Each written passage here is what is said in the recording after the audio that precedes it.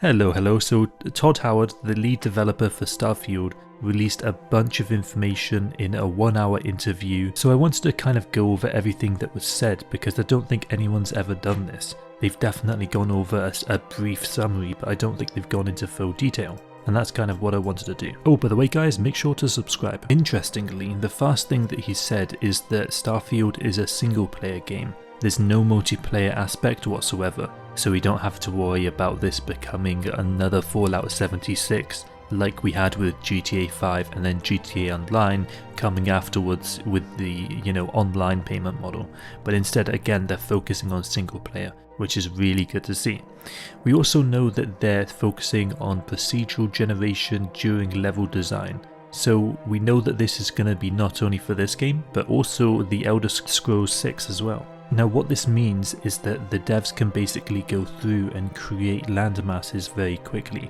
It doesn't mean that everyone's going to have a unique world or that as you play the game it's going to render stuff in front of you. It simply means that the worlds are going to be able to be created at an efficient level and efficient speed instead of them having to go through and invent an entire planet themselves. We do also know that there's been a major overhaul to the creation engine, to the point now where they're calling it Creation Engine 2. So this is a massive jump from, when we saw Morrowind to Oblivion, otherwise known as Skyrim, and that's the kind of jump that we're expecting to see. So we know that this pretty much covers every single aspect of Starfield, including rendering, animation, AI, pathing, procedural generation, and much more areas. Todd did also say at the time that it's going to be a while before we see Starfield. Afterwards, obviously, he's now said that the release date for Starfield is 11/11/2022. In the interview as well, Todd did say that NPCs are going to play a very large role in future games.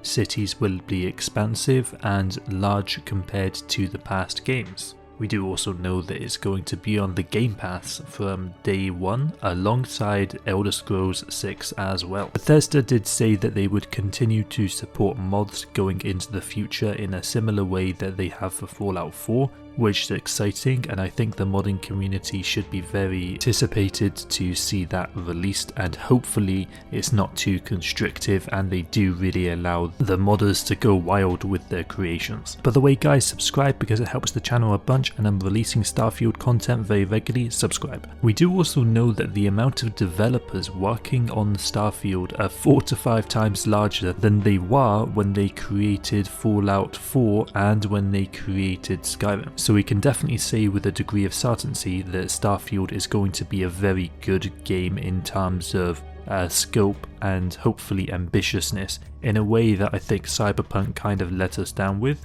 Hopefully this is going to hit the nail on the head in a similar way than a lot of Bethesda games has to up until Fallout 76, which was a disaster, but again that was a multiplayer game which wasn't really meant to have much of a story, and hopefully again this going back to the roots, it means that, when he says that, he's saying again that he's going to not be doing Fallout 76, I think is kind of the gist. I can't imagine from a creative aspect it must feel too good, even if monetarily it works out, to put out a game like Fallout 76, because again there isn't that depth of creative ambition that a lot of the other games from Bethesda have, and it's something that really we've come to expect. From what we can tell as well, all of the Bethesda studios are working on Starfield, other than the Austin studio, which is still in charge of the Fallout 76 post-development. I think it's also important to note that procedurally generated landmasses is not a new thing. It's actually something that they used for Oblivion and Daggerfall as well. Obviously time is money, and creating these worlds very quickly obviously has a lot of utility, and that again allows them to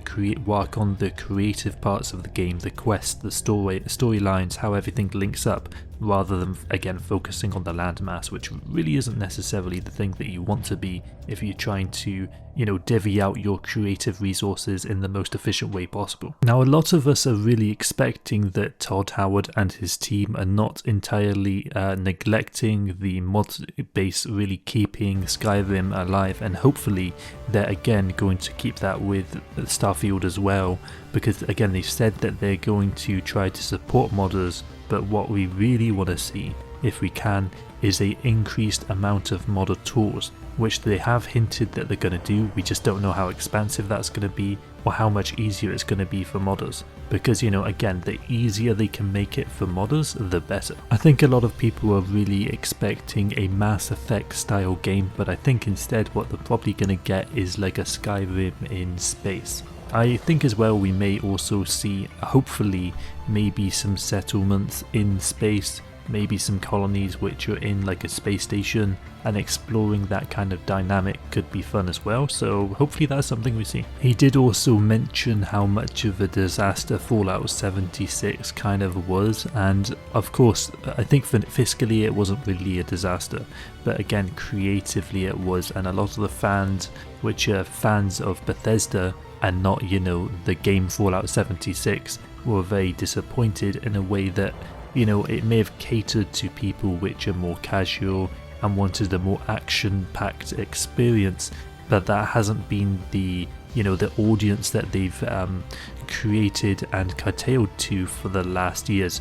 So again, it's really good to see that they're not going to go down that route, because it could have been a real big disaster if they had gone to decide to go down, add multiplayer features in, and then that starts to again barrel them into this role of using the next game for a way to hook people in, and then once they're in, you then hit them with the multiplayer and the shark cards like they did with GTA. And again, the problem with that would be that it's going to massively take away from the creative part of creating a single player game, because then you're thinking about multiplayer a lot more. From this interview as well, we also saw Todd being very candid and not feeling like he had a PR manager sitting over his shoulder and making sure that he wasn't saying anything bad. And why that's good is because under Microsoft that seems to be happening. This is again a Microsoft owned company, and they're allowing Todd to go on this interview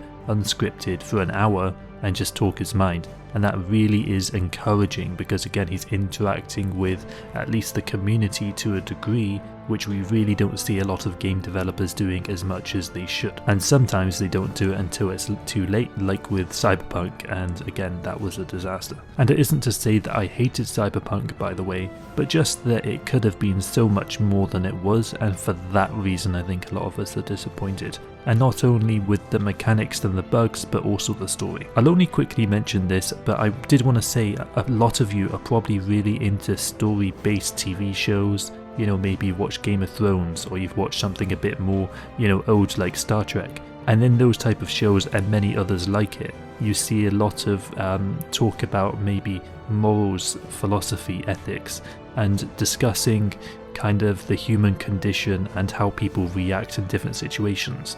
And what I really like is that seems to be what Starfield could potentially be doing, and what Cyberpunk got wrong. At its core, it didn't address any of those kind of human elements, and instead stuck to a kind of dry narrative. Now, I'd love to hear what you guys think, and if I did miss anything, feel free to give me a shout. I'm gonna link the hour-long interview if you want to go check it out, so feel free to go do that. Anyway, until next time, make sure you subscribe, because it helps me a bunch, especially as a small new content